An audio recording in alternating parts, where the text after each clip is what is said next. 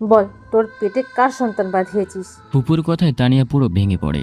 সে কোনো কথার উত্তর দিচ্ছে না। তানিয়ার এই চুপ থাকা দেখে ফুপু তার গালে সজোরে একটা চড় মারে। এবার কাঁদতে কাঁদতে বলে, আমার পেটের বাচ্চাটা অভির। তানিয়ার কথা শুনে রীতিমতো টাসকে খেয়ে গেলাম। বলছে কি সে? সবাই আমার দিকে রাগে ভয়ঙ্কর দৃষ্টিতে তাকিয়ে আছে।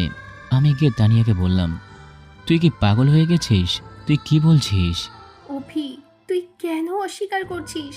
আর তুই তো বলেছিলি তুই আমাকে বিয়ে করবি, তাহলে এখন কেন এমন কথা বলছিস? আমি তানিয়ার কথায় আরও বেশি অবাক হয়ে গেলাম। না, এবার কিন্তু বেশি বেশি হয়ে যাচ্ছে। দেখ তানিয়া, একদম মিথ্যা কথা বলবি না।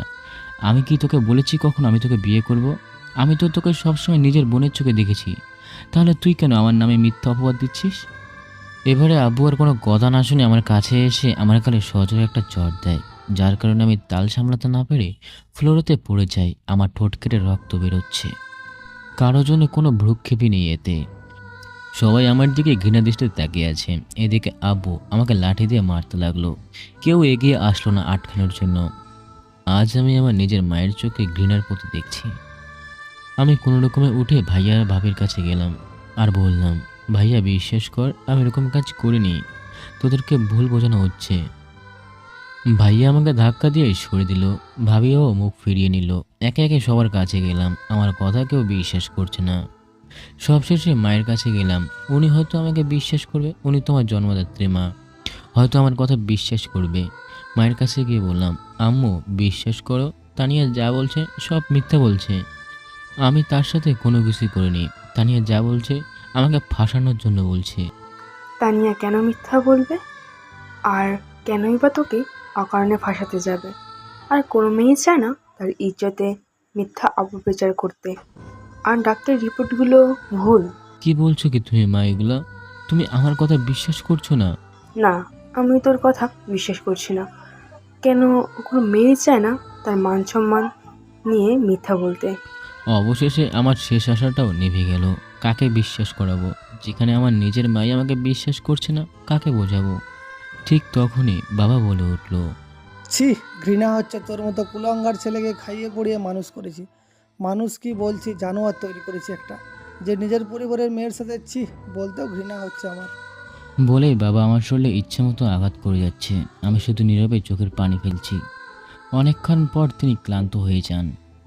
আমি ফ্লোরে পড়ে আছি। চোখ দিয়ে অঝরত্ব পানি পড়ছে আর শরীর দিয়ে রক্ত বেরোচ্ছে। এতে যেন এতে যেন কারো কোনো ভ্রুক্ষেপে নেই। কিছুক্ষণ পর ফুপি আবারও তানিয়াকে মারতে থাকে আর বলে, কি কারণে যে তোর মতো মেয়েকে জন্ম দিয়েছিলাম! আগে যদি জানতাম তাহলে তোকে পেটের ভেতরেই মেরে ফেলতাম। তাহলে হয়তো আজ এই দিনটা দেখতে হতো না। সবাই ফুপিকে থামানোর চেষ্টা করছে, কিন্তু আমি ভাবছি, বাহ, তানিয়ার জন্য এরকম নিয়ম আর আমার জন্য অন্যরকম নিয়ম। তানিয়া সবার আদরের আর আমি এই বাড়ির কেউ না। তুই কেন এমন কাজ করতে গেলি?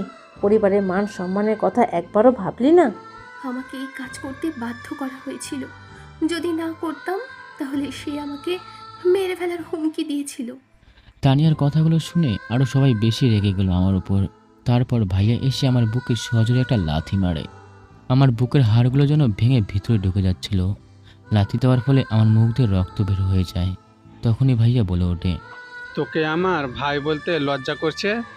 তোর মতো কুলাঙ্গার ছেলে আমার ভাই হতেই পারে না। আজ থেকে আমি মনে করব আমার কোনো ভাই নেই, আমার ভাই মরে গেছে। বলে ভাইয়া চলে গেল। আমি শুধু ভাবছি, কেন তানিয়া, কেন আমার সাথে এমনটা করলি তুই? আমার পরিবারের মানুষগুলো আমার কাছ থেকে তুই কেন দূরে ঠেলে দিলি? যারা আমাকে নিয়ে এত গর্ব করত, তারাই এখন আমাকে এতটা ঘৃণা করছে। ব্যথা সহ্য করতে না পেরে পরে জ্ঞান হারিয়ে ফেলি। তারপরে আর কিছু মনে নেই। যখন চোখ খুলে দেখি আমি আমার রুমে, কিন্তু অন্ধকার কেন? হয়তোবা হয়তোবা বাল্ব জ্বালানো নেই। তাই উঠে দাঁড়িয়ে বাল্ব জ্বালানোর জন্য চেষ্টা করলাম, কিন্তু পারছি না। সেই শক্তিটুকুও আমার নেই। এক পা দু পা করে দেওয়ালের কাছে গেলাম। ঠিক তখনই কিছু একটা শুনতে পেলাম দেওয়ালের ওপার থেকে। তোমার ছেলে আমার মেয়ের এত বড় সর্বনাশ করলো, আর তুমি তাকে শুধুই মারলে? ভেবে দেখো তো, শুধু তাকে মারলে কি আমার মেয়ের মান সম্মান ফিরে আসবে? একবার ভেবে দেখো তো, যদি বাইরের সবাই এই বিষয় নিয়ে জানতে পারে তাহলে কি হবে? আর তানিয়ার পেটের বাচ্চাটা তো অভির, তাই না? তুই কি বলতে চাইছিস ভালোভাবে বল। ভাইয়া, আমি কি বলতে চাচ্ছি হয়তো তুমি বুঝতে পেরেছো। আমি চাই অভির সাথে তানিয়ার বিয়ে দিয়ে দিতে। ফুপুর কথাগুলো শুনে যেন আচমকা মাথার উপর বাজ পড়তে শুরু করলো। কি বলছে কি ফুপু? আমি তানিয়াকে আগের থেকে পছন্দ করি না। কারণ কারণ তার মতো খারাপ চরিত্রের মেয়ে আমি আগেও দেখিনি। আগের থেকে তার প্রতি অনেকটা ঘৃণা কাজ করছিল। আর আর আজকের ঘটনার পর থেকে তার প্রতি আরও ঘৃণাটা যেন কয়েক গুণ বেড়ে গেল। আমি ভালো করেই জানি তার গর্ভের বাচ্চার বাবা আমি না। হয়তোবা কোনো এক বয়ফ্রেন্ডের সাথে এমন কাজ করেছে। তার বয়ফ্রেন্ডের অভাব নেই, আর সে তার বয়ফ্রেন্ডের সাথে খারাপ কাজ করতে দ্বিধাবোধ করবে না। কিন্তু কিন্তু আমার বুঝে আসছে না তানিয়া আমাকে ফাঁসাতে যাচ্ছে কেন। আমি তো তার কোনো ক্ষতি করিনি। কথাগুলো ভাবতে ভাবতেই বাবার গলা শুনতে পেলাম। সেলিনা, তুই ঠিক বলছিস। এটা বাইরে জানাজানি হলে আমাদের মান সম্মান একেবারে ধুলোয় মিশে যাবে, তা আমি চাই না। ঠিক আছে, তানিয়ার সাথে অভির বিয়ের ব্যবস্থা করছি, তা কালকেই। বাবার কথাগুলো শুনে মনে মনে সিদ্ধান্ত নিলাম আমি এই বিয়ে কিছুতেই করব না, তাও আবার এমন একটা দুশ্চরিত্র মেয়ের সাথে। না, আমি যে করেই হোক না আমার যে করেই হোক এখান থেকে আমাকে যেতে হবে অনেক দূরে। এখন যদি কাউকে বোঝাতে যাই তাহলে কেউ বুঝবে না, তাই অন্য কোথায় চলে যাওয়াই ভালো হবে। কিন্তু কোথায় যাব? আমার আত্মীয় স্বজন ওখানে গেলে তো আবার আমাকে ঠিক নিয়ে আসবে। তাছাড়া আমার তো কোনো বন্ধুও নেই যে তাদের কাছে যাব। কিন্তু যেখানে যাই যেতেই হবে, নাহলে আমার জীবনে চরম দুর্ভাগ্য নেমে আসবে। ভাবছি আজকে অন্য কোথাও চলে যাব, কোনো এক অচেনা শহরে, যেখানে নিজের বাবা নিজের ছেলেকে বিশ্বাস করে না, যেখানে নিজের ভাই এমনকি নিজের জন্মদাত্রীর মাও নিজের ছেলেকে বিশ্বাস করে না। সেইখানে থেকে লাভ কি? চলে যাব অনেক দূরে। দুটো চিঠি লিখলাম সবাইকে নিয়ে, সেখানে আমার মনের সকল অভিযোগের কথা লিখে রাখলাম। তারপর তারপর সেগুলো টেবিলের উপরে রেখে নিজের প্রয়োজনীয় জিনিসপত্র নিয়ে ছোট্ট একটা ব্যাগে নিলাম। শেষবারের মতো বাবা মার মুখটা খুব দেখতে ইচ্ছে করছিল, তাই দেখার জন্য দরজার কাছে গেলাম। দরজা খুলে দেখি তারা ঘুমাচ্ছে, তাই আর বেশি অসুবিধা হলো না। আহ, নিজের ছেলেকে এমন অবস্থায় করে কি নিশ্চিন্তে ঘুমাচ্ছে তারা। যাই হোক, আর বেশি দেরি না করে ছোট একটা ব্যাগ নিয়ে বেরিয়ে পড়লাম। শরীরটা চলছে না, কালকে মার খাওয়ায় শরীরটা অবশ হয়ে আছে। তার উপর আবার কিছু খেতেও পাইনি, পেটে কিছু না খেয়ে শরীর যেন চলছেই না। রাতের আবছা আলোতে দূর থেকে কিছু একটা দেখতে পাচ্ছি মনে হয়। হ্যাঁ, একটা মসজিদ দেখতে পাচ্ছি। সেখানে কিছুটা পানি খেয়ে নিলাম। আহ, কি শান্তি লাগছে। কিন্তু পানি খেয়ে কি আর পেট ভরে?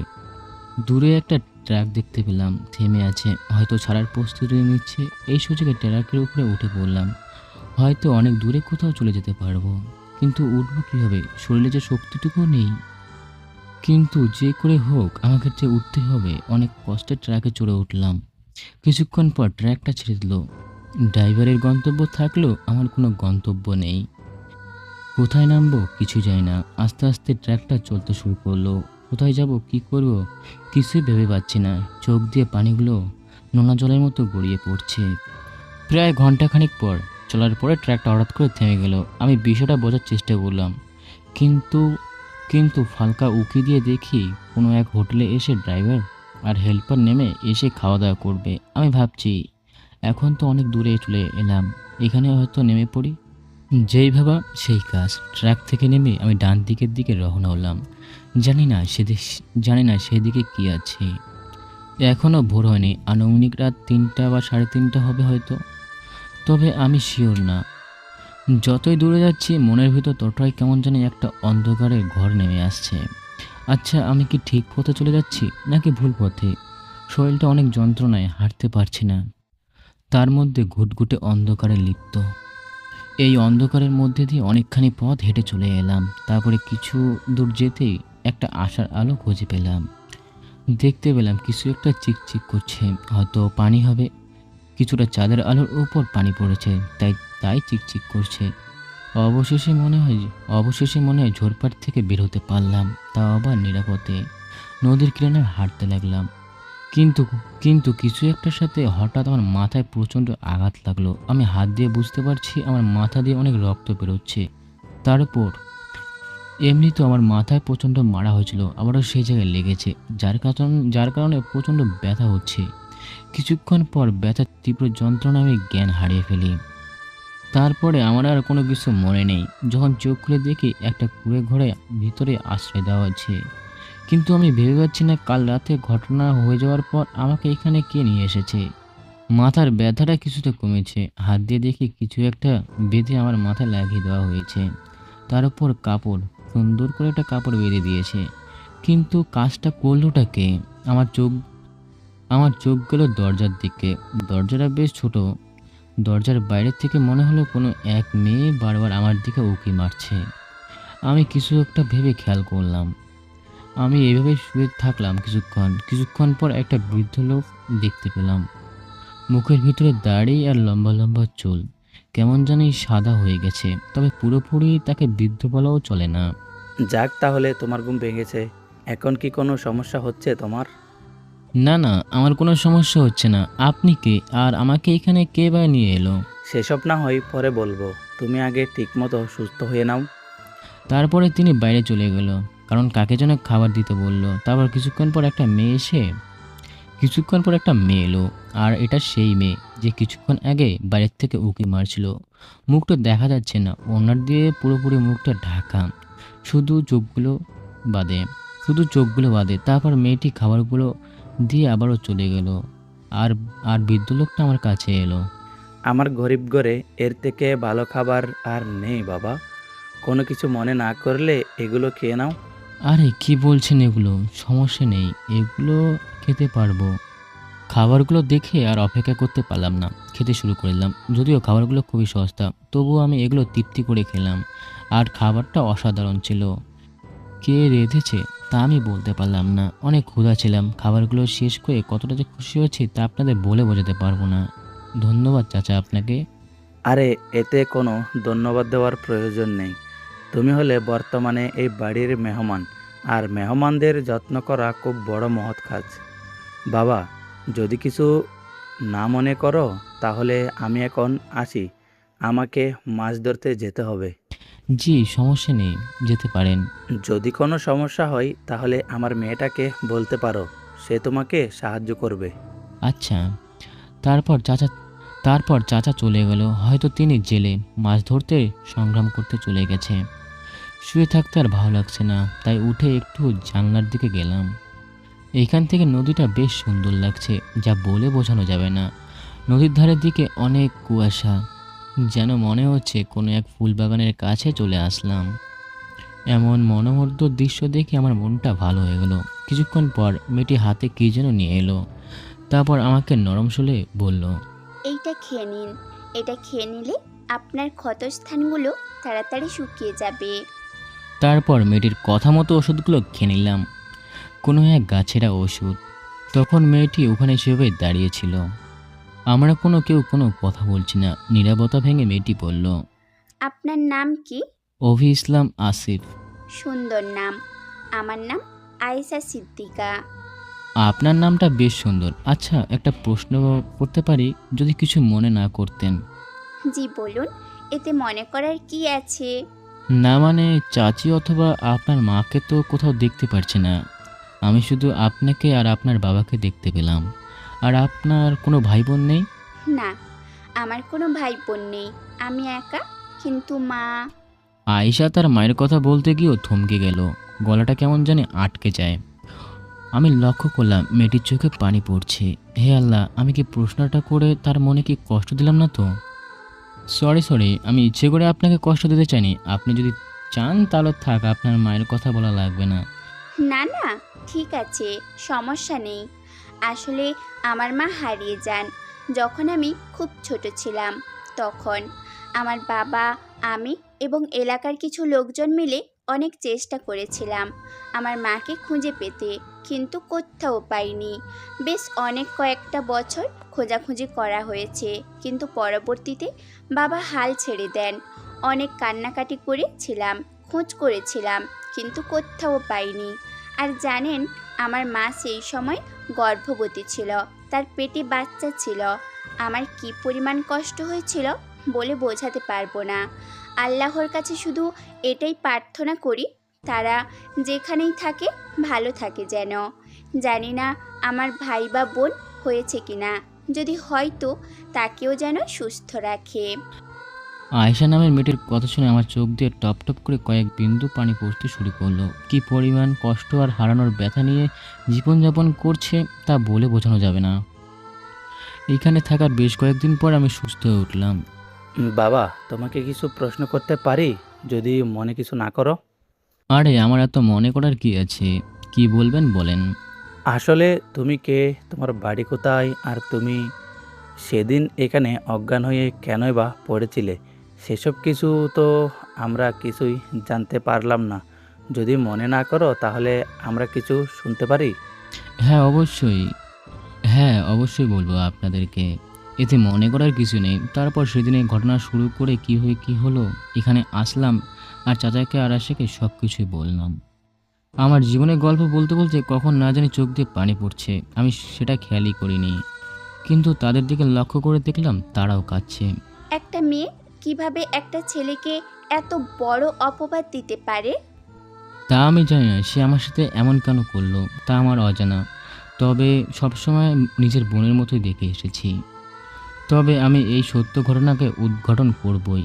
আচ্ছা চাচা, এখান থেকে শহর কত দূর? এখান থেকে বাসে গেলে ঘন্টা কয়েক লাগে। কিন্তু কেন, তুমি শহরে গিয়ে কি করবে? আমি সেখানে গিয়ে চাকরি করতে চাই। কেন বাবা, তোমার কি এখানে থাকতে অসুবিধা হচ্ছে? না না, কোনো অসুবিধা হচ্ছে না, আপনারা তো আমার যথেষ্ট খেয়াল রেখেছেন। আপনাদের কাছে আমি অনেক ঋণী। আমি চাই না এভাবে আপনাদের পাশে বসে বসে খেতে। এটা আমার কাছে লজ্জাজনক বিষয় ছাড়া আর কোনো কিছুই না। তাছাড়া আপনারা তো কতদিন হলো যে আমাকে চেনেন, আর সবাই খারাপ ভাববে যে অচেনা একটা ছেলে আপনাদের বাড়িতে আছে। ওসব নিয়ে তুমি চিন্তা করো না, ওগুলো আমি সামলে নেব। তুমি এখানে থেকে যাও। দুঃখিত, আমাকে মাফ করবেন আপনাদের প্রস্তাব ফিরিয়ে দেওয়ার জন্য, কিন্তু আমি এখানে থাকতে পারবো না। হয়তো সবাই যা বলবে, হয়তো আপনি আর আয়েশা মুখ বুজে সহ্য করতে পারবেন, কিন্তু আমি পারবো না। আমার বিবেকে এখানে থাকার সয় দিচ্ছে না, আমাকে মাফ করবেন। আচ্ছা ঠিক আছে, তুমি যদি চাও তো ঠিক আছে। ধন্যবাদ আপনাকে। পরের দিন জীবিকার উদ্দেশ্যে রওনা হলাম শহরের দিকে। কিছু একটা তো করতে হবে, নিজেকে ঠিকঠাক করতে হবে। আমি যখন বিদায় নেই তখন আয়েশার মনটা খারাপ হয়ে যায়। বাড়িতে সব সময় একা থাকে, এই কয়দিন আমি ছিলাম। আমার সাথে বেশ বন্ধুত্ব সৃষ্টি হয়ে গেছিল আয়েশার। আপনারা কেউ কষ্ট পাবেন না, আপনাদের সাথে মাঝে মাঝে দেখা করতে আমি আপনাদের এখানে আসব। হাজার হলো আপনারা আমার জীবন বাঁচিয়েছেন, একজন অপরিচিত ছেলেকে থাকতে দিয়েছেন, তার জন্য আপনাদের কাছে আমি সারা জীবন কৃতজ্ঞ থাকব। আপনি দেখে শুনে কাজ করবেন, নিজের খেয়াল রাখবেন, খাওয়া দাওয়াটা ঠিক করে করবেন। জি অবশ্যই, আসি তাহলে। তারপর চাচা নিজস্ব নৌকা ছিল, সেটা দিয়ে আমাকে এই নদীটা পার করে দিল। আয়শা সেখানে দাঁড়িয়ে আছে আর আমার দিকে তাকিয়ে আছে। যতদূর আমাকে দেখা যাচ্ছে, আয়শাকে ছেড়ে আসতে আমারও কেমন জানি কষ্ট লাগছে। কোনো মেয়ের সাথে কোনোদিনও ঠিকঠাকভাবে কথা বলিনি, আর আয়শার সাথে এভাবে কথা বলেছিলাম, মনে হচ্ছিল আমার কত পরিচিত। আয়শাই সর্বপ্রথম যে মেয়ের সাথে আমি মন খুলে কথা বলেছিলাম। তারপর চাচা আমাকে নৌকাটা দিয়ে নদীটা পার করে দিল। তারপর চাচার কাছ থেকে বিদায় নিয়ে আমি চলে আসলাম স্টেশনে। একটা টিকিট কাটলাম, যাব ঢাকা। সেখানে গিয়ে কিছু একটা করতে হবে। আমার কাছে শুধু একটা ব্যাগ আছে, আর ব্যাগের ভিতরে কিছু কাপড় চোপড় আর প্রয়োজনীয় কাগজপত্র। কিছুক্ষণ পর বাস চলে আসে। আমার জায়গায় গিয়ে আমি বসে পড়লাম। পরে বাসটি ছেড়ে দিল। বুকের ভিতর কেমন জানি একটা অনুভূতি হচ্ছে, কেন হচ্ছে তা আমি জানি না, শুধু খা খা খা করছে। বাড়ির থেকে চলে আসার পর এমন একটা অনুভূতি হয়নি, কিন্তু চাচার ওখান থেকে চলে আসার পর সেই অনুভূতিটা কেমন জানি আমাকে তীব্র গ্রাস এবং অনুভূতি করে তুলছে। কয়েক ঘন্টা জার্নি করার পর ঢাকায় চলে আসলাম। এখানে একটা বাসার খোঁজ করলাম, কিন্তু ঢাকা শহরে ব্যাচেলারদের ভাড়া সহজে কেউ দিতে চায় না। জানি না পারবো কিনা, একমাত্র এখন আল্লাহই ভরসা। বেরিয়ে পড়লাম বাসা খুঁজতে। প্রায় অনেক জায়গায় খোঁজাখুঁজি করার পর কোথাও পেলাম না। কোনো জায়গায় 3 মাসের ভাড়া অগ্রিম দিতে হবে, কিন্তু আমার কাছে এত টাকা নেই। আবার কোনো জায়গায় 5 জনের ভাড়া, যত টাকা লাগে তত টাকাই দিতে হবে। কিন্তু 1 মাসে এত টাকা ভাড়া দিয়ে রুম নেওয়া আমার পক্ষে সম্ভব না। কী করবো ভেবে পাচ্ছি না। বাসা খুঁজতে খুঁজতে প্রায় রাত হয়ে গেল, থাকার জায়গাটাও পেলাম না। এদিকে খিদে আমার পেটটা ছুঁই করছে, তাই হোটেল থেকে কোনো রকমে কিছু খেয়ে বেরিয়ে পড়লাম। কি করব এখন? আজকে রাতটা কি এভাবেই কাটাতে হবে? কিছু দূর হাঁটার পর একটা পার্ক দেখতে পেলাম। আমি সিদ্ধান্ত নিলাম আজকে রাতটা না হয় এখানেই কাটিয়ে দিব। আমার ব্যাগটাকে বালিশ বানিয়ে শুয়ে পড়লাম একটি বেঞ্চের উপর। খোলা আকাশের দিকে তাকিয়ে আছি, তারারা জ্বলজ্বল করছে। আমি ভাবতে লাগলাম যে যে ছেলেটি নরম বিছনা ছাড়া কখনো ঘুমাতে পারে না, ভাগ্যের পরিহাস, সেই ছেলেটি আজ খোলা আকাশের নিচের দিকে ঘুমাচ্ছে। আসলেই আসলেই পরিস্থিতি সবাইকে সব কিছু মানিয়ে নিতে সাহায্য করে। আচ্ছা বাড়িতে সবাই কি আমাকে নিয়ে চিন্তা করছে? আচ্ছা বাড়িতে কি সবাই আমাকে নিয়ে চিন্তিত আছে? আমি কোথায় আছি, কি খাইছি, কি করতেছি, এইসবই ভাবছি। আমাকে নিয়ে চিন্তা করবে বা কেন? আমি তো খুব খারাপ তাদের চোখে, একটা দুশ্চরিত্র ছেলে। হয়তো আমার বাড়ি থেকে চলে এসেছি, এতে হয়তো তাদের ভালোই হয়েছে, আপদটা দূর হয়ে গেছে। কোনো মতে এই বেঞ্চের উপর রাতটা কাটিয়ে দিলাম। সকালে আবার কিছু খেয়ে বেরিয়ে পড়লাম বাসা খুঁজতে। আল্লাহর রহমতে একটি বাসা পেয়ে গেলাম। অ্যাডভান্স 1 মাসের টাকা দেওয়া লাগবে। যাক, কোনো সমস্যা নেই, অবশেষে একটা থাকার মতো জায়গা তো পেলাম। এবার শুধু চাকরিটা খোঁজার পালা। সেদিন আর চাকরি খুঁজতে গেলাম না, রুম নিয়ে কোনো মতে কাটিয়ে দিলাম। রুমটা পরিষ্কার করে অনেকটা ক্লান্ত হয়ে গেছি। সারাদিন বাসা খোঁজাখুঁজি করাতে অনেকটা টায়ার্ড হয়ে পড়েছি। পরের দিন সকালে চাকরি খোঁজার জন্য বেরিয়ে পড়লাম। যেহেতু অনার্স কমপ্লিট করেছি, আমার মনে হয় চাকরিটা হয়তো সহজে পাওয়া যাবে, কিন্তু আমার ধারণা ভুল ছিল। এখনকার যুগে চাকরি লেখাপড়া বা যোগ্যতা হয় না, এখনকার চাকরি হয় মামা বা অথবা টাকা, নয়তো মামা খালুরা তো আছে, সেগুলো দিয়ে চাকরি হয়। কিন্তু কিন্তু সেটা তো আমার পক্ষে দেওয়া সম্ভব না। 2-3 দিন ঘোরাঘুরির পর অবশেষে পেলাম একটা চাকরি। বেতনটা একটু অল্প, তবে কোনো ব্যাপার না, আমি একা মানুষ, অল্প বেতনে চালিয়ে নিতে পারবো। তাছাড়া অফিস থেকে এসে তো বাসায় থাকি, তাই বাড়িওয়ালার কথা মতো তার ছেলে ক্লাস 5 পড়ে, আর একটা মেয়ে এইচএসসি দেবে, তাই পড়াতে বলল। তাই আমিও না করলাম না, চাকরির পাশাপাশি তাদের পড়াতে শুরু করলাম। এখন শুধু বাসা থেকে অফিস আর অফিস থেকে বাসা। অফিসে যেহেতু 8 ঘন্টার ডিউটি তো করতে হয়, বাসায় এসে রান্না করতে। তাদের দুজনকে সবার সন্ধ্যাবেলা পড়াতে আসি। আস্তে আস্তে প্রায় 1 মাস কেটে গেল। প্রথম মাসের স্যালারি পেয়ে গেলাম। ভাবলাম আমার কাছে তো ফোন নেই, একটা ফোন কিনবো, সাথে কারোর সাথে যোগাযোগ করতে পারি না, তাই ছোটোখাটো একটা বাটন ফোন কিনে নিলাম। ভাবছি ভাবছি চাচাও আয়েশার সাথে অনেকদিন ধরে কথা হয়নি, দেখা হয়নি, আজকে একটু ফোনটা দিয়ে দেখি কি অবস্থা তাদের। যেহেতু আগের থেকে তাদের নাম্বার আমার কাছে ছিল, সেটা আমার ফোনে সেভ করে নিলাম। যতবারই কল দিচ্ছি ততবারই বলছে এই মুহূর্তে নাম্বারটি সংযোগ করা যাচ্ছে না। হয়তোবা ফোনটি বন্ধ রেখেছে, তাই হয়তো এমনটা বলে দিচ্ছে। বেশ কয়েকবার ট্রাই করলাম, তবু বন্ধ পাচ্ছি। এমন তো হওয়ার কোনো কথা না, এতদিনে ফোন বন্ধ কেন? আয়শা তো বলেছিল তার ফোন কখনো বন্ধ থাকে না, কিন্তু এতদিন ফোন দিলাম তবুও দেখছি ফোন বন্ধ। ভাবছি তাদের কিছু হলো না তো? না, এসব কি ভাবছি, তাদের কি হবে? তবুও মনটা জানি সায় দিচ্ছে না। ভাবছি শুক্রবার দিন ছুটি আছে, সেদিন তাদের সাথে দেখা করে আসবো। শুক্রবার ছুটির দিন ছিল, তাই চলে গেলাম তাদের সাথে দেখা করতে। অনেকদিন পর তাদের সাথে দেখা করব ভাবতে মনটা কেমন জানি প্রশান্তির হাওয়া বয়ে যাচ্ছে। বেশ কয়েক ঘন্টা পর চলে আসলাম চাচাদের এখানে। দরজায় বাড়ি দেওয়ার পর আমার সমবয়সী একটা ছেলে বেরিয়ে আসলো। কাকে চাই? হানুন চাচা বাড়িতে নেই। হান্নানকে? হান্নান বলে কাউকে চিনি না। কি বলছেন এগুলো? এটা তো তাদেরই বাড়ি। আপনার কোথাও ভুল হচ্ছে, এই বাড়িতে হান্নান বলে কোনো ভদ্রলোক থাকে না। আপনারা হয়তো কোথাও ভুল হচ্ছে, কারণ এটা চাচার বাড়ি। প্রায় 1 মাস আগে কয়েকদিন এখানে থেকে গেছিলাম। ওহ, আপনাদের তাহলে তার খোঁজ দিতে পারলাম না, কারণ আমরা এখানে নতুন এসেছি। কিছুদিন হলো এই বাড়িটা নিয়েছি একজনের থেকে। কার থেকে নিয়েছে সেটা আমাকে বলতে পারবেন? জি অবশ্যই, আসুন আমার সাথে। তারপর ছেলেটা আমাকে একজনের কাছে নিয়ে গেল। চাচা কেন এমন কাজ করবে? এই জমি জায়গা বিক্রি করে কোথায় যাবে? এই যে ভদ্রলোক থেকে দেখতে পাচ্ছেন, আমরা তার কাছ থেকে এই জমিটা কিনেছি একজন বয়স্ক লোককে দেখিয়ে। আচ্ছা, ধন্যবাদ আপনাকে কষ্ট দেওয়ার জন্য। না ঠিক আছে। তখন ছেলেটা চলে গেল। আমি সেই লোকটির দিকে এগিয়ে গেলাম তার সাথে কথা বলতে। চাচা কোথায় বা তার জমি এই লোকটি বিক্রি করলো? আসসালামু আলাইকুম। ওয়ালাইকুম আসসালাম। তুমি কে, আর এখানেই বা কি করে? তোমাকে তো এই গ্রামে কোনোদিন দেখি নাই। আমাকে তাকে আপনি দেখেননি। আমি আপনাকে কিছু প্রশ্ন করব, সঠিক উত্তর দেবেন। কি এমন প্রশ্ন? আচ্ছা বলো তো দেখি। হানিফ চাচা তার মেয়ে কোথায়? কোন হান্নান? যার জমি কিছুদিন আগে আপনি কারো কাছে বিক্রি করেছেন।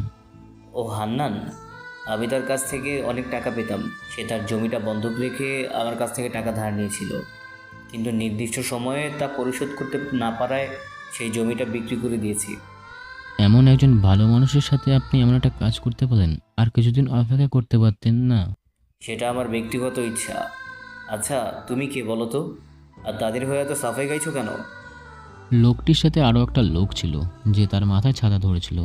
হয়তোবা চামচা হবে, সে বলে উঠল, হুজুর, এই ছেলেটাকে কেমন জানি চেনা চেনা লাগছে। আমার মনে হচ্ছে হান্নানের বাড়িতে আমি দেখেছি। কি বলিস এসব, তাই নাকি? তাহলে তুমি সেই ছেলে যার সঙ্গে হান্নানের মেয়ে ফষ্টি করেছিল? বলে দুজন হাসতে লাগলো। আমার মাথাটা গরম হয়ে উঠে গেল। কি বলছে কি এসব তারা? দেখুন, যাই বলেন সাবধানে বলুন, নাহলে কিন্তু খারাপ কিছু হয়ে যাবে বলে দিলাম। ও তাই নাকি? 100 বার বলবো। কত টাকা পেয়েছিলে আর বা কত টাকা দিয়েছিলে তাদের? ছি ছি, তাহলে হান্নানের মেয়ে এসব কাজে পা বাড়ালো? আমাদের বলতে পারতো, আমরা ছিলাম। তাই বলে বাইরে থেকে ছেলে এনে এসব কাজ করলো? ছি ছি। এবার আমি আর নিজেকে কন্ট্রোল করতে পারলাম না। লোকটিকে একটা মারলাম ঘুষি, যার কারণে তার দুটো দাঁত ভেঙে যায় আর নাক ফেটে যায়। নাক দিয়ে রক্ত পড়তে লাগলো। তাদের নামে যদি আর একটা খারাপ কথা বলিস তো তোর জিভ টেনে ছেড়ে দেবো। আজকের কথাটা মনে রাখিস।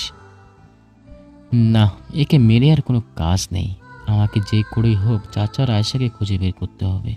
কোথায় গেছে, কি করছে, কিছুই তো জানি না। কোথায় খুঁজবো তাদের? আর কোনো দিন যদি তাদের নামে বাজে কথা শুনি, তাহলে তোর অবস্থা কি করব এটাই তো বুঝতে পারছিস। তারপর আমি সেখান থেকে চলে এলাম। আয়শা আর চাচাকে খুঁজতে বের হলাম। প্রায় সন্ধ্যা হয়ে গেল। আমি ঢাকার উদ্দেশ্যে রওনা হলাম। প্রায় ঘন্টাখানিক পর পৌঁছে গেলাম। পরের দিন অফিস যেতে শুরু করলাম। প্রত্যেক দিন আয়শার ফোন দিয়ে ট্রাই করি, কিন্তু যতবারই ফোন দিই ততবারই বন্ধ বলে। কি করব? আজ অফিস থেকে এসে বাড়িওয়ালার মেয়ে আর ছেলেকে পড়াতে গেলাম। ভালো লাগছিল না, মনটা ভীষণ খারাপ। তাদের এখনও খুঁজে পাইনি।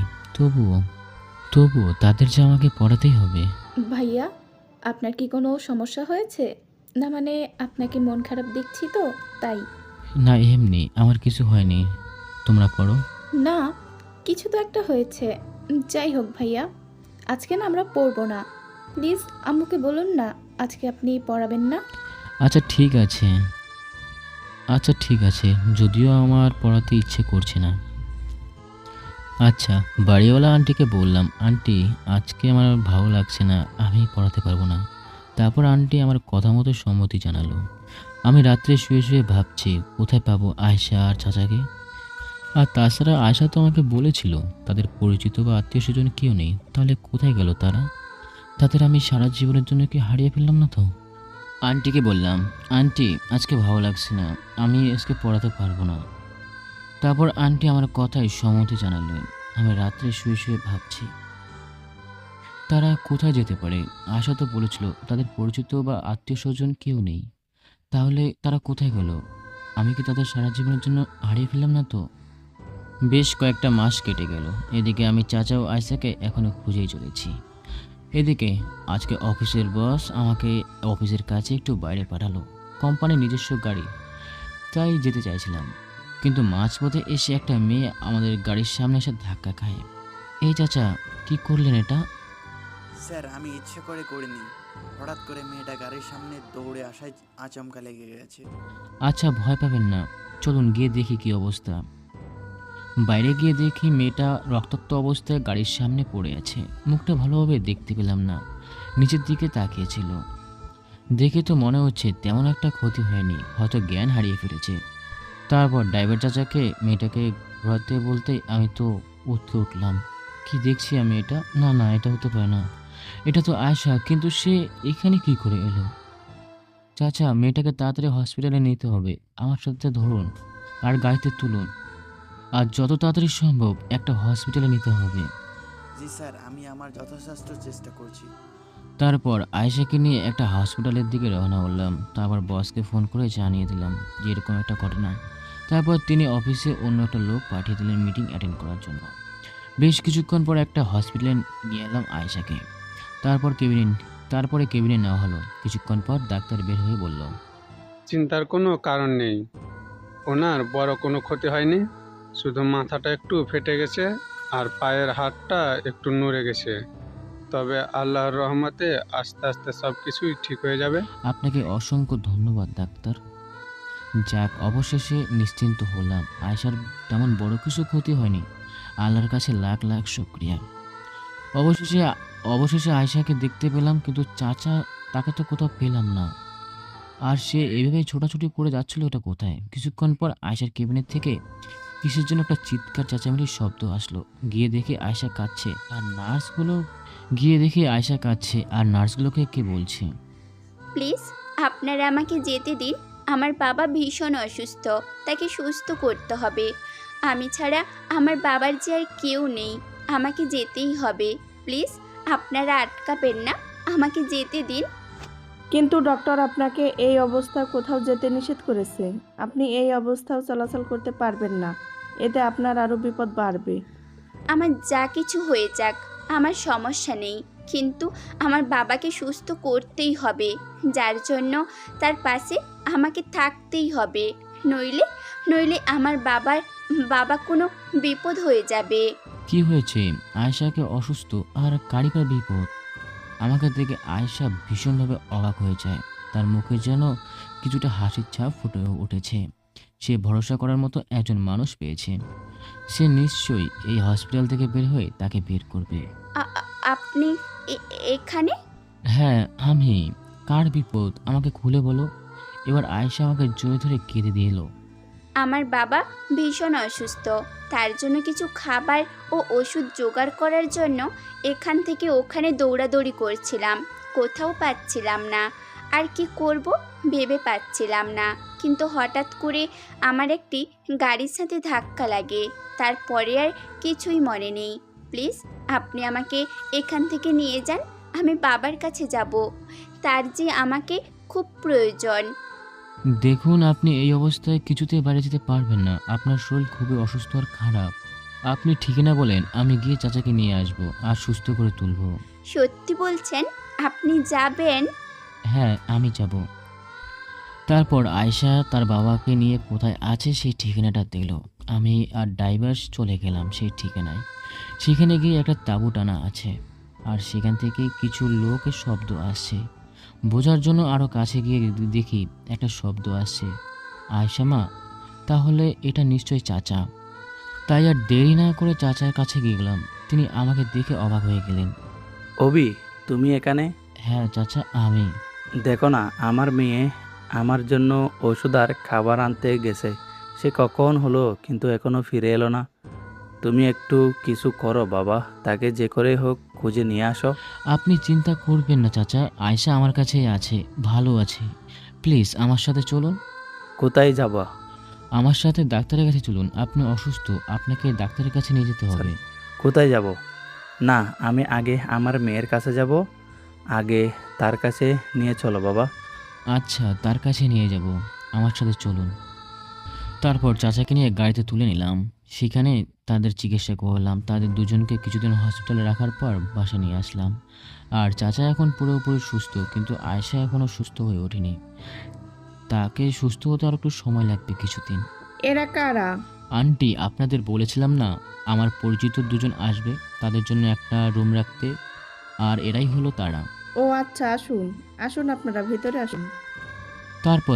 তারপর তাদের রেখে বাজারে চলে গেলাম। কিছু বাজার করতে হবে আর কিছু কাপড়ও কিনতে হবে আয়েশা ও চাচার জন্য। তারা এক কাপড়ে দিন কাটাচ্ছে। চাচা, এই নিন, এগুলো আপনার জন্য। আর আয়েশা এগুলো আপনার জন্য। আয়েশা কিছুটা রাগ দেখিয়ে বলল, আপনি আবার এগুলো আনতে গেলেন কেন? আপনাদের দেখছি এক কাপড়ে কয়েকদিন ধরে আছেন, তাই ভাবলাম আপনার জন্য কিছু নিয়ে যাই। আমাদের এগুলো কিচ্ছু লাগবে না। আপনি আমাদের জীবন বাঁচিয়েছেন, থাকতে দিয়েছেন, এটাই তো অনেক। কেন, আপনারা বুঝি দেননি? সেটা তো অন্য বিষয়। কোনো অন্য বিষয় নয় চাচা, আপনি আপনার মেয়েকে বোঝান। আপনি তো আমাকে ছেলের মতো দেখেন, তাই না? তাহলে ছেলে যদি কিছু দেয় তাহলে আপনি সেটা না করবেন? কিন্তু সেটা তো চাচাকে থামিয়ে বললাম, প্লিজ চাচা, এগুলো নিতেই হবে। আপনাদের না নিলে আমি কিন্তু ভীষণ রাগ করব। আচ্ছা ঠিক আছে, রাগ করা লাগবে না, এই তো নিচ্ছি বাবা। এবার খুশি তো? জি চাচা, ভীষণ খুশি।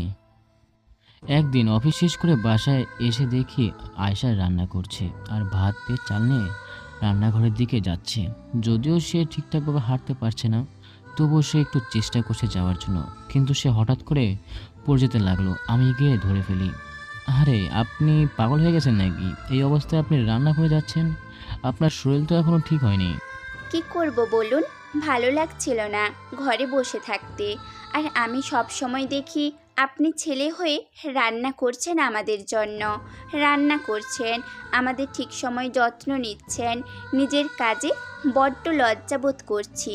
আপনি আমাদের জন্য এত কিছু করেছেন, আর আমি আপনার জন্য কিছু করতে পারছি না।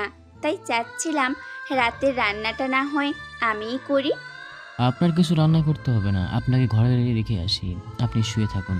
ভালো লাগছে না তো। ভালো না লাগলে টিভি ছেড়ে দিচ্ছি, বসে বসে টিভি দেখুন। তবুও সুস্থ হওয়ার আগ পর্যন্ত কোনো কাজ আপনি করবেন না।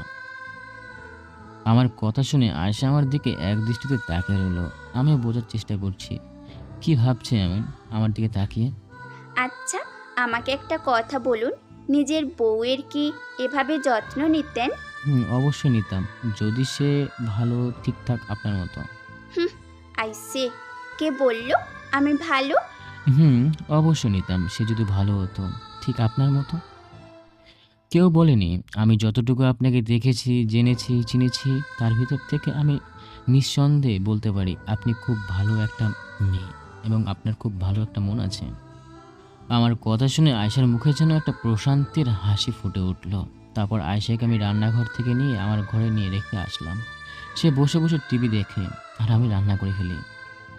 বেশ কয়েকদিন কেটে গেল। আয়শার সাথে আর বাড়িওয়ালার মেয়ে রিমার সাথে খুব ভালো একটা বন্ধুত্ব হয়ে গেছে।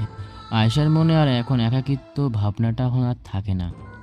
বাসায় থাকলে সারাদিন রিমির সাথে আর বাড়িওয়ালার আন্টির সাথে সময় কাটায়। একদিন অফিস থেকে ফিরে খাওয়া দাওয়া করছিলাম, সেই সময় চাচা বলে উঠল, বাবা অনেক দিন তো তোমার এখানে থাকলাম, তাই বলছি কি আমি আর আমার মেয়ে এখান থেকে চলে যাব। কি বলছেন চাচা এগুলো? আপনি কোথায় যাবেন? আপনার তো কোথাও যাওয়ার জায়গা নেই। সে আমরা ঠিক ব্যবস্থা করে নিতে পারবো।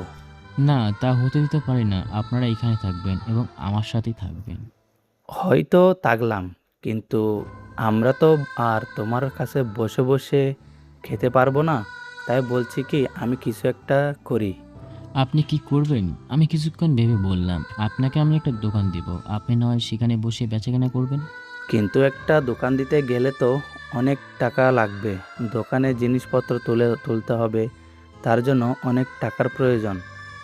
এই বুদ্ধিটা বাদ দাও। টাকার চিন্তা আপনাকে করতে হবে না, আমি ব্যবস্থা করব। আমি সব কিছু ঠিকঠাক করে দেবো, আপনি শুধু দোকানে বসে বসে বেচাকেনা করলেই হবে। আমার বুদ্ধি শুনে তারা বেশ খুশি হলো। যাক, অন্তত তো তারা আমাকে কোথাও ছেড়ে যেতে পারছে না। তারপর বেশ কয়েকদিনের মধ্যে আয়শাও সুস্থ হয়ে উঠল। শুক্রবার দিন ছুটি ছিল, ভালো লাগছিল না, পরিবারের কথা খুব মনে পড়ছে। তাই বাসের ছাদে গিয়ে মন খারাপ করে বসেছিলাম। ঠিক সেই সময় কে জানি আমার কাঁধে হাত রাখলো। নিচের দিকে তাকিয়ে দেখি আয়শা। তখনই আয়শা বলল, কি করছেন এখানে একা একা? আপনাকে নিচে খুঁজলাম, পেলাম না। তারপর রিমাকে জিজ্ঞাসা করতে সে বলল আপনি নাকি ছাদে এসেছেন, তাই আপনার কাছে আসলাম।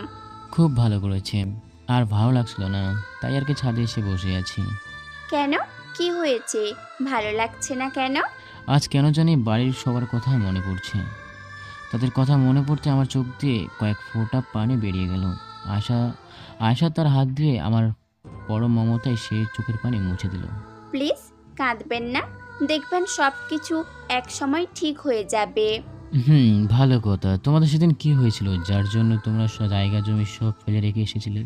আর একটা কথা বারবার আমি জিজ্ঞাসা করতে চেয়েছিলাম, কিন্তু আচ্ছা বলো তো, তোমাদের সেদিন কি হয়েছিল? সেদিন কি হয়েছিল শুনতে চান? তাহলে শুনুন। আপনি চলে আসার কিছুদিন পর ফ্ল্যাশব্যাক। হান্নান, এই হান্নান, বাড়িতে আছিস? তাড়াতাড়ি দরজা খোল। জি জি, বলেন হুজুর। আমার কাছে যে টাকাগুলো ধার নিয়েছিলি সেগুলো আজ ফেরত দেওয়ার কথা, তাই না? তো কোথায় আমার সেই টাকাগুলো দে, আমি নিতে এসেছি। তারপর আব্বু আমতা আমতা করে বললেন, হুজুর, আমাকে মাফ করুন, আজকে আমি আপনাকে টাকা দিতে পারছি না। জানেনই তো এবছর নদীতে ঠিকমতো মাছ ধরতে পারিনি আর মাছ পাইনি। বিশ্বাস করুন হুজুর, যদি মাছ ধরতে পারতাম তাহলে আপনার টাকা সবগুলো ফিরিয়ে দিতাম। আমি তখন দরজার আড়ালে দাঁড়িয়ে সব কিছু শুনছিলাম। এই কথা আমাকে বলছিস? আজ আর আমি তোর কোনো কথা শুনবো না। হয় আজ আমার টাকা ফেরত দিবি, না হলে আজকে আমি রাতের জন্য তোর মেয়েকে নিয়ে যাব। এই কথাটা শোনার পর আব্বু রেগে গিয়ে মোড়লের গলা চেপে ধরে, আর সবাই আব্বুকে ছাড়ানোর চেষ্টা করছে আর তাকে আঘাত করছে। আমি দৌড়ে গিয়ে মোড়লের পায়ে পড়ে বলি, প্লিজ আমার আব্বুকে ছেড়ে দিন, তার কোনো ক্ষতি করবেন না, আপনি যা বলবেন আমি তাই করব। তখন আব্বু বলল, আয়েশা মা, তুই কথা বলিস না, দরকার হলে আমি মরে যাব, তবু ওই বজ্জাত লোকটার কাছে কিছুতেই তোকে ভোগের পাত্রী হতে দিব না। তখন মোড়ল সাহেব বললেন, এই তোরা সবাই হান্নানকে ছেড়ে দে। আর হান্নান, তোকে একটা কথা বলছি আর একটা সুযোগ দিচ্ছি, তোরা এখান থেকে আজকে রাত্রের মধ্যে বাড়ি খালি করে চলে যাবি। কিন্তু আমরা কোথায় যাব? কোথায় যাবি সেসব কিছু আমি জানি না। হয় এখনই আমার টাকা ফেরত দিবি, না হলে এই জমি জায়গা ছেড়ে চলে যাবি। তখন আব্বু অনেক চিন্তা ভাবনা করলো, আর এলাকার সবাই মোড়লের কথা শুনে মোড়ল যা বলবে তাই করে। তারপর আর কোনো কিছু উপায় না পেয়ে আমি আর আব্বু চলে এলাম শহরে। ওই বজ্জাত মোড়লটা আমাদের কিচ্ছু নিতে দেয়নি, আমার ফোনটা ভেঙে দিয়েছিল। আপনার সাথে যোগাযোগ করার শেষ সম্বল ছিল ওই মোবাইলটা। ওই মোবাইলটা ভেঙে ফেলার কারণে আপনার সাথে আর যোগাযোগ করতে পারিনি। আর আপনি কোথায় থাকেন সেটাও আমরা জানি না, কোথায় খুঁজবো আপনাকে। আমি আর আব্বু যখন শহরে এলাম, সবাই আমাদের সাথে ভিখিরির মতো আচরণ করত। খাবারের জন্য এখানে ওখানে ছুটে বেরিয়েছি, কিন্তু কোথাও এক মুঠো খাবার পাইনি। সেদিন কোনো রকম পানি খেয়ে দিনটা কাটিয়ে দিয়েছিলাম, কিন্তু পানিতে কি আর পেট ভরে? আমরা আশ্রয়ের জন্য একটা তাঁবু গেড়েছিলাম এই খালের ধারে, সেটা তো আপনি দেখেছেন, তাই না? আয়েশা মা, এভাবে তো আর চলবে না, ভাবছি কিছু একটা করব। আমি না হয় দেখছি কোথাও রিক্সা পাই কিনা, আমি না হয় রিক্সা চালাবো। আব্বু, তুমি এই শরীরে কিভাবে রিক্সা চালাবে? তোমার শরীরের অবস্থা তো ভালো না, তুমি বরং এখানেই থাকো, আমি দেখি কারোর বাড়িতে কাজ পাই কি না। আব্বু আমার দিকে ছলো ছলো চোখে তাকিয়ে আছে, যে বাবা আমাকে বাড়িতে সহজে কোনো প্রকার কাজ করতে দিতে না, সে আজকে কিভাবে আমাকে অন্যের বাড়িতে কাজ করতে দিবে? আব্বু, তুমি চিন্তা করো না, আল্লাহ তো আছে আমাদের সাথে, দেখবে একদিন সব কিছু ঠিক হয়ে যাবে। হ্যাঁ, তাই যেন হয় মা। আব্বু কোথা থেকে যেন রিক্সা ভাড়া করলেন, তিনি রিক্সা চালানো শুরু করলেন, আর আমি কাজের জন্য এই বাড়ি ও বাড়ি ঘুরে বেড়ালাম। অবশেষে একটা কাজ পেয়েছিলাম, কিন্তু সেখানে বেশি দিন করতেই পারিনি। ওই বাড়ির একটা ছেলে ছিল, সবসময় আমাকে বাজেভাবে দেখতো, আর বাড়িওয়ালা ম্যাডামও কিচ্ছু বলতো না। সারাদিন আমাকে গাধার মতো খাটিয়ে কয়েক মুঠো ভাত দিয়ে বিদায় করে দিত।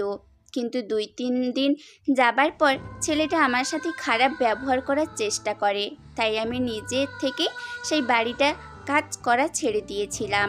এদিকে আব্বুর অবস্থা আস্তে আস্তে খারাপ হচ্ছিল। তিনি হঠাৎ করে একদিন অসুস্থ হয়ে পড়েন। তার উপর আমার কোনো কাজ নেই, কী করব, কিভাবে আব্বুকে খাবার দিব, তার ওষুধ কিনব, কিছুই ভেবে পাচ্ছিলাম না। আর ঠিক সেই দিনই আল্লাহ আমাদের রক্ষা করতে আপনাকে পাঠান। কথাগুলো বলে হাঁপিয়ে পড়ে আয়শা, বিন্দু বিন্দু চোখ দিয়ে জল গড়িয়ে পড়ছে। আমি আয়শার কথাগুলো মন দিয়ে শুনছিলাম, আর কথাগুলো শুনতে শুনতে কখন যে আমার চোখ দিয়ে পানি পড়তে শুরু করলো আমি বুঝতেই পারিনি। বুঝতে পারছি না আয়শার মনে এখন কেমন অনুভূতি হচ্ছে। আপনি আর আপনার বাবা এত কষ্টের মধ্যে দিয়ে দিন কাটিয়েছেন, আর আমি আপনাদের জন্য কিছুই করতে পারিনি। কে বলেছে আপনি আমাদের জন্য কিছু করতে পারেননি? এই যে আপনি আমাকে, আমার বাবাকে সুস্থ করে তুলেছেন, আমাদের খাবার দিয়েছেন, থাকার জায়গা দিয়েছেন, আর আপনি বলছেন আপনি আমাদের জন্য কিচ্ছু করতে পারেননি। আমি যদি অনেক আগে আপনাদের খুঁজে পেতাম তাহলে হয়তো আপনাদের এত কষ্ট সহ্য করতে হতো না। আমি আপনাদের অনেক খোঁজার চেষ্টা করেছি, অনেক জায়গায় খুঁজেছি, কিন্তু কোথাও পাইনি। কিন্তু আল্লাহ আবারও আমাদের মৌলিকভাবে মিলিয়ে দিয়েছে। কথাগুলো বলতে বলতে জুম্মার আজান দিয়ে দিল। সময় এত তাড়াতাড়ি যে চলে গেল বুঝতেই পারলাম না। এই তাড়াতাড়ি যান, এই তাড়াতাড়ি যান, গোসল করে নামাজে যান। আমি রান্না করে রাখছি, দুপুরে খেয়ে নেবেন। আর একটা কথা, আমার না আজকে ঘুরতে খুব ইচ্ছে করছে। বিকেলে আমাকে নিয়ে ঘুরতে যাবেন? শুধু আমি না, আমাদের সাথে কিন্তু রিমাও যাবে। আচ্ছা ঠিক আছে, আমি আপনাদের নিয়ে যাবো ঘুরতে বিকেলবেলা। চলুন এবার নিচে যাওয়া যাক। গোসল করে নামাজে গেলাম। নামাজ থেকে এসে খাওয়া দাওয়া করে চাচার দোকানে কিছু জিনিস সংগ্রহ করতে গেলাম। বিকেলের দিকে আমি আর রিমা আয়শা ঘুরতে এলাম। আয়শাকে কেমন জানি অনেক দিন পর মন খুলে হাসতে দেখলাম, আর রিমাও রয়েছে তার সাথে। দুজনে একসাথে দেখলে মনটা যেন, দুজনকে একসাথে দেখলে মনে হবে না তারা আপন দু বোন না। আয়েশা যেভাবে আমার খেয়াল রাখে, আমার যত্ন নেয়, মনে হয় সে যেন আমার বউ। তাকে আমার নিজের বউ করে নিলে মন্দ হয় না কিন্তু। ছি ছি, এসব কি ভাবছি আমি? আয়েশা যদি জানতে পারে তাহলে কী ভাববে? আয়েশাকে কষ্টে দেখলে আমার এত কষ্ট হয় কেন? আয়েশা যখন হাসে তখন আমারও পুরো পৃথিবীর সব থেকে যেন খুশি মানুষ মনে হয়। আমি নিজেই কিন্তু এমন না। আমার মনের ভিতরে তাহলে আয়েশা নামটা কি লেখা হয়ে গেছে? একদিন অফিসে যাব, আজকে ঘুম থেকে উঠতে একটু দেরি হয়ে গেছে। আয়শা জানে আমি কখনো ঘুম থেকে দেরি করে উঠি না, কিন্তু আজকে সে কেন জানি ঘুমাচ্ছে, তাই সে ডাকার জন্য আমার রুমে এলো। এই যে শুনছেন, এই যে শুনছেন না, কি করা যায়? তিনি সাহেব তো ঘুম থেকে উঠছেনই না, কি করব এখন? আয়েশার কোনো উপায় না পেয়ে আমার হাত ধরে টানাটানি করতে লাগলো, কিন্তু ঘুমের ঘোরে আমার মনে হলো আমার বউ আমাকে যেন ডাকছে। তাই দুষ্টুমির ছলে ঘুমের ঘোরে তার হাতটা ধরে একটা টান দেয়, কিন্তু আয়েশা এদিকে আমার বুকের উপরে এসে পড়ে যায় হাত ধরে টান টান দেওয়ার কারণে। আয়েশার ঠোঁট আর আমার ঠোঁট মাত্র 1 আঙ্গুলের পার্থক্য, এত কাছে চলে এসেছি আমরা। ঠিক সেই সময় হঠাৎ করে আমার ঘুমটা ভেঙে যায়। আমি তাকিয়ে দেখে আয়েশা আমার বুকের উপর শুয়ে আছে, আর সে আমার দিকে অবাক হয়ে তাকিয়ে আছে। আমি চোখ খুলতেই সে একটু লজ্জা পেয়ে গেল, তাড়াহুড়া করে আমার রুম থেকে বের হয়ে গেল। আমি বসে বসে ভাবলাম, এটা কি হলো? আমি স্বপ্ন দেখছিলাম, স্বপ্নে আমার বউ আমাকে অফিসে যাওয়ার জন্য ডাকছিল, কিন্তু এটা সত্যি সত্যি যে কি আয়েশা আমাকে ডাকতে এসেছিল? আমি কনফিউজ হয়ে গেলাম। এখন আয়েশার সামনে যেতেও আমার কেমন জানি লজ্জা লজ্জা অনুভূতি হচ্ছে, আর মেয়েটা ভীষণ লজ্জা পেয়েছে। সেদিন আর অফিসে গেলাম না, বসকে জানিয়ে দিলাম আজকে আসতে পারবো না। তিনি বলেছেন ঠিক আছে, সমস্যা নেই। আজকে দুপুর পর্যন্ত আমি আর আয়েশা আর একে অপরের মুখোমুখি হইনি। আমি ভাবলাম মেয়েটা হয়তো সত্যি লজ্জা পেয়েছে, নাকি আমার উপর সে চরম কষ্ট পেয়েছে। যদি সে কষ্ট পেয়ে যায় তাহলে আমি এখনই গিয়ে তার কাছে ক্ষমা চেয়ে নেব। আমি আয়েশার ঘরে গেলাম, গিয়ে দেখি সে জানলার গ্রিল ধরে দাঁড়িয়ে আছে। আমি ডাক দিতে সে আমার দিকে ঘুরে তাকালো। কিছু বলবেন? আরে না না, ঠিক আছে, কষ্ট কেন পাবো? আসলে সব কিছু আচমকা হয়ে গিয়েছিল তো, তাই এমন করে চলে এসেছিলাম। আপনি যে আমাকে ডাকার জন্য আমার ঘরে গিয়েছিলেন আমি বুঝতেই পারিনি।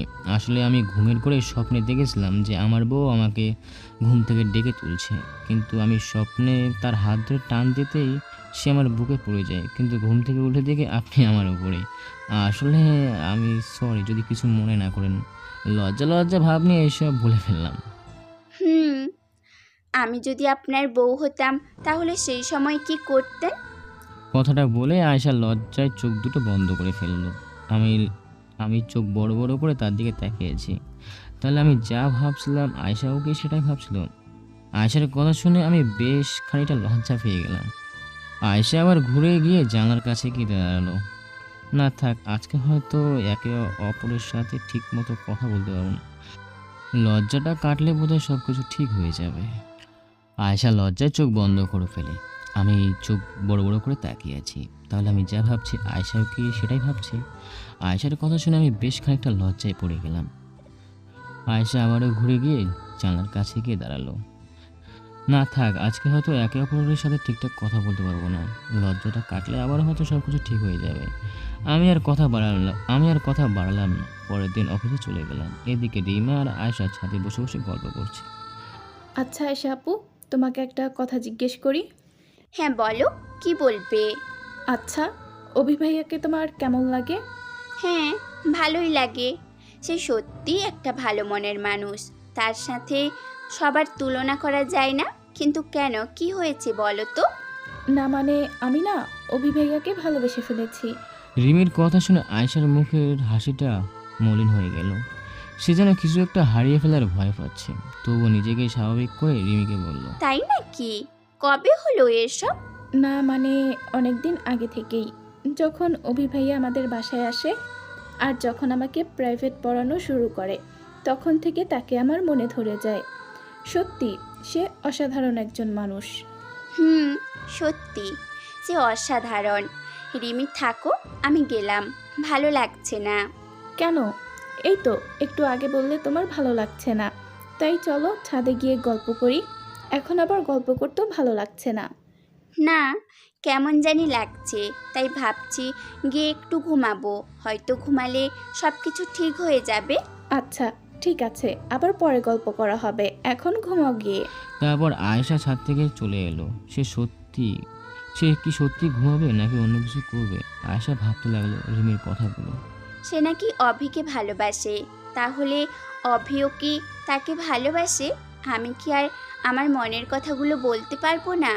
আমি কি আমার মনের কথাগুলো জানাতে পারবো না অভিকে, যে আমি তাকে কতটা ভালোবাসি?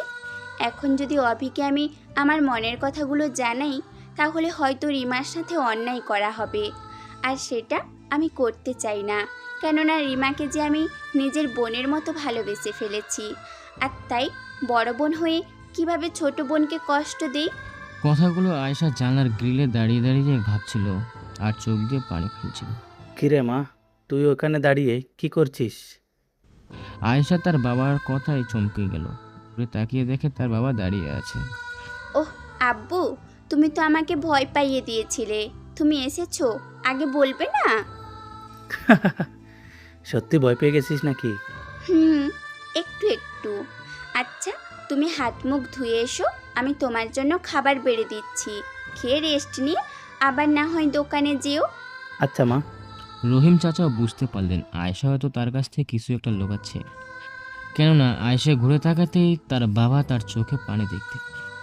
রহিম চাচা হাত মুখ ধুয়ে এসে খাবারের জন্য বসলেন। আয়েশা তাকে আনমনে খাবার বেড়েছে, কিন্তু রহিম চাচা লক্ষ্য করলেন। আয়েশা মা, তোর কি হয়েছে বলতো? এসেই লক্ষ্য করছি তুই যেন অন্যমনস্ক হয়ে আসিস। কিছু কি হয়েছে? কোথায়? না তো বাবা, কিছুই হয়নি। এমনি, এই তো দেখো কি সুন্দর করে বেড়ে দিচ্ছি। আমাকে মিথ্যা বলে লাভ নেই মা। আমি তোর বাবা। আমি তোর মনের কষ্ট, কথা, ব্যথা সবগুলোই বুঝতে পারি। আমি বুঝতে পেরেছি তোর কিছু একটা হয়েছে। কি হয়েছে বল তো? বলছি কি আব্বু, চলো না আমরা অন্য কোথাও বাসায় নেই। আয়েশার বাবা আয়েশার কথাটা শুনে কিছুটা অবাক হয়ে গেলেন আর ভাবলেন, তাহলে কি অভির সাথে কিছু হয়েছে? কেন মা, অভি কি কিছু তোকে বলেছে? না না বাবা, উনি তো আমাকে কিছুই বলেননি। আসলে আমার মনে হচ্ছে কি, এখানে থাকাটা হয়তো আমাদের ভুল হয়েছে। তিনি আমাদের জন্য এত কিছু করলেন, আমার এখানে থাকছি খাচ্ছি, আমার কেমন জানি লাগছে। তাই বলছিলাম চলো না অন্য কোথাও চলে যাই। আচ্ছা মা, ঠিক আছে, তুই যখন বলছিস তাহলে অবশ্যই যাবে, কিন্তু কয়েকদিন সময় দে। আচ্ছা বাবা। আজ বেশ কয়েকদিন ধরে লক্ষ্য করছি আয়েশা কেন জানি আমার কাছ থেকে এড়িয়ে এড়িয়ে চলছে। আমার সাথে ঠিকঠাক মতো কথাও বলে না সে। সব সময় কেমন জানি আনমনা হয়ে থাকে, সারাদিন নিজেকে ঘরবন্দি করে রাখে। আজকাল ছাদেও যায় না সে। রিমিও ভাবছে কি হলো আয়েশা আপুর কয়েকদিন ধরে ছাদে আসছে না, ঠিকঠাক কথা বলছে না। একদিন আমি আয়েশাকে ডেকে বললাম, আয়েশা কি হয়েছে আপনার? কই, কোথায়? কিছুই তো হয়নি। না, কিছু তো একটা হয়েছে যার জন্য আপনি আমাকে এড়িয়ে চলছেন, ঠিকঠাক মতো কথা বলেন না। আর আমার সাথে কি হয়েছে কিছু কি বলবেন আমাকে?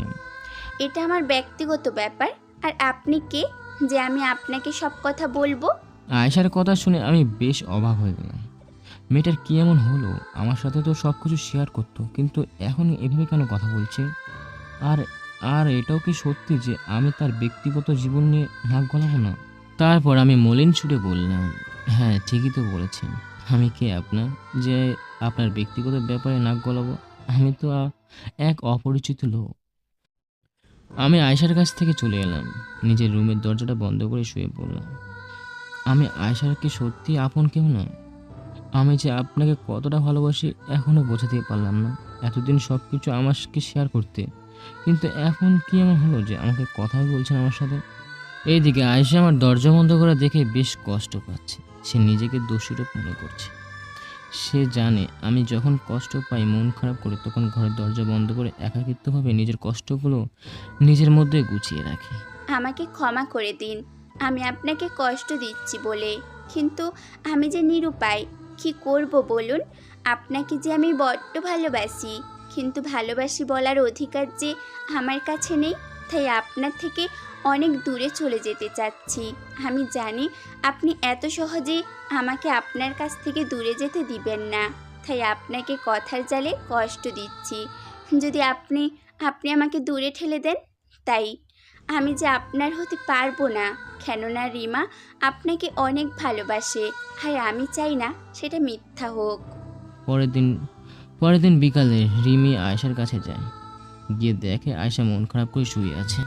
রিমি গিয়ে আয়েশার মাথার কাছে গিয়ে বসে, হাতটা আয়েশার কপালে ধরে দেখলো জ্বর আছে কিনা। না, কোনো জ্বর নেই। রিমি আয়েশার কপালে হাত দিয়ে চোখ খুলে দেখে সে ঘুমিয়েছিল কিনা। চোখ খুলে দেখে রিমি তার পাশে বসে আছে। রিমা, তুমি এখানে কখন এলে? আমাকে তো একবার ডাকলেও না। এই তো মাত্র এলাম, এসে দেখি তুমি ঘুমিয়ে আছো, তাই ডাকিনি। আচ্ছা, তোমার কি হয়েছে বলো তো?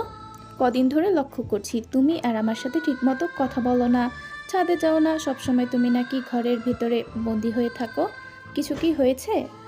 হুম, তবে আজ আর কোনো কথা শুনবো না। তোমাকে কিন্তু আমার সাথে যেতেই হবে। চলো ওঠো, ছাদে গিয়ে গল্প করবো দুজন মিলে। এইদিকে আমি আজকে বিকেলের দিকে অফিস থেকে চলে এলাম বসের কাছ থেকে ছুটি নিয়ে।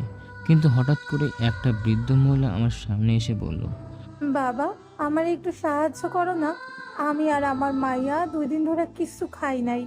মহিলাটাকে দেখে আমার বেশ মায়া হলো। তার পাশে দাঁড়িয়ে আছে একটা মেয়ে, এই ধরেন 14 কিংবা 15 বছর বয়সের একটা মেয়ে। দুজনে ক্ষুধার্ত শরীর যেন ভেঙে পড়েছে।